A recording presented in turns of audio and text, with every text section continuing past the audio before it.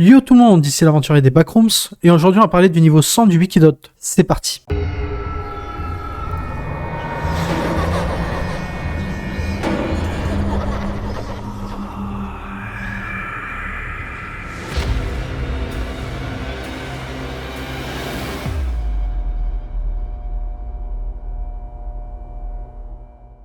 Le niveau 100 est le 101e niveau des Backrooms. Le niveau 100 est composé d'un chemin de sable rectiligne et d'un océan qui s'étend à l'infini. Le sable semble lisse, et le chemin lui-même s'étend sur une durée inconnue. D'après l'explorateur qui a parcouru ce chemin, il ne semble pas y avoir de point de départ ou d'arrivée.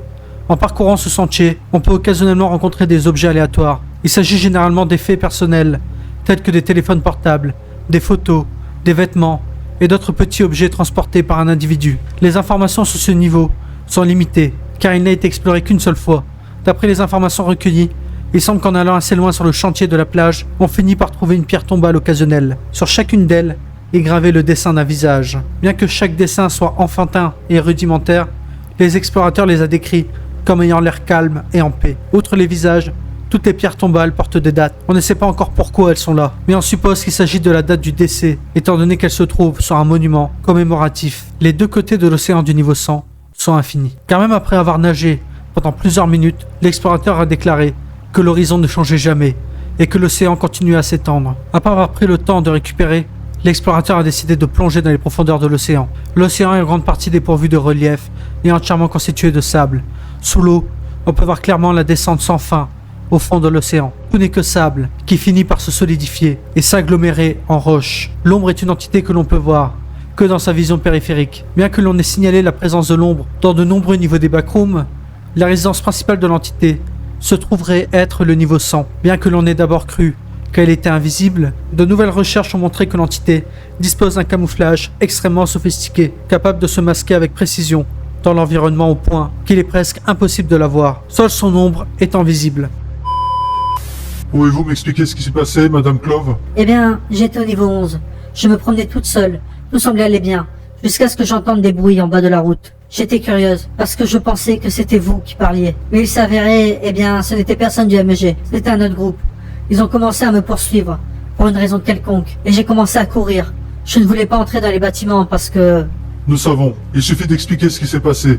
Je ne veux pas être mal poli, mais nous sommes très intéressés par votre découverte. Eh bien, après avoir été poursuivi pendant un moment, j'ai décidé de faire la morte. Avec le recul, c'était un plan terrible. Mais j'ai pensé que ça valait le coup d'essayer. Je les ai perdus de vue, pendant quelques secondes seulement, et j'en ai profité pour m'étaler sur le ventre. J'étais aussi près de ces types sans visage.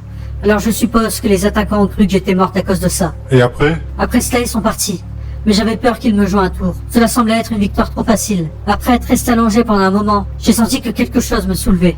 Avant que je n'ai eu le temps de réagir, je me suis retrouvé sur une fine bande de sable. Il y avait de l'eau de chaque côté, et tout cela était très lumineux, chaud et tropical. Je ne pouvais pas non plus voir ce qui m'avait pris, mais je pense qu'il s'agissait d'une créature de l'ombre. Enfin, peut-être. As-tu trouvé quelque chose d'abord? En marchant, il y avait des objets au hasard sur la plage. Je ne les ai pas ramassés, mais il y avait des photos de personnes, des téléphones, des morceaux de vêtements, et d'autres choses comme des briquets. Juste des trucs que les gens transportent. Autre chose? Il y avait des pierres tombales plus loin. Il n'y avait pas de nom, seulement des visages calmes, et détendus et des dates. C'était bizarre, je n'ai rien touché. Vous avez parlé d'une fine bande de sable. Y avait-il autre chose? Oui, ce n'était que de l'eau. Je suis allé nager, en allant vers l'extérieur pendant plusieurs minutes. Je n'ai vu aucun changement à l'horizon. Il n'y avait que l'océan pour toujours. J'ai pris le temps de retrouver mon énergie. Puis j'ai plongé. Le fond marin descendait à l'infini. Et tout le sable devenait de la roche. En fait, c'était très clair là-dessous. Et comment es-tu sorti? Après être sorti et avoir pris une photo rapide, j'ai décidé de marcher un peu plus. Après quelques heures, j'avais vraiment soif. Et quand j'ai retrouvé une bouteille, j'étais contente. J'ai donc ramassé la bouteille d'eau sur la plage, avant d'être rattrapé par les côtes et emmené au niveau 0. Merci, Madame Clove. C'était tout pour l'instant. Le véritable moyen d'entrée est actuellement inconnu, car toutes les tentatives pour recréer le chemin original à l'intérieur se sont avérées infructueuses. Néanmoins, l'ancienne façon d'entrer consistait à faire le mort jusqu'à ce que l'on vous transporte au niveau 100. La première fois que cela s'est produit, c'était au niveau 11. Pour sortir, il faut manipuler les objets, et vraisemblablement les pierres tombales, disséminées sur la plage. Cela attirera la présence de l'ombre, qui vous transportera au niveau 0. Et voici qui conclut le rapport de ce niveau. J'espère qu'il vous a plu, j'espère qu'il vous a intéressé. A très bientôt dans les Backrooms, bye.